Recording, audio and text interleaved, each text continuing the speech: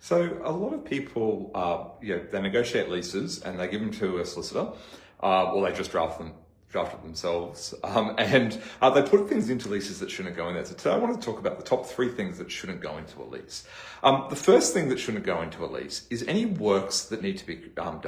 That should be in an agreement to lease or an offer to lease, a separate document to the lease. Now, some people do still put it in there. The problem with putting it into a lease is that at the end of the lease, that's still in there, or if you're trying to assign the lease, it's still in there. And these are things that probably should be kept between the parties to the initial term of the lease, and so shouldn't be in there. So that's number 1.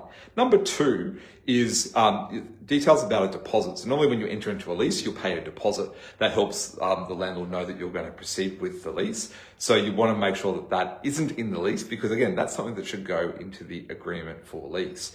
And the final thing is really any scope of other terms that need to be put into the agreement to incentivize you to go into the lease. So rent-free periods, they can go into leases, but sometimes there can be other incentives around fit-outs.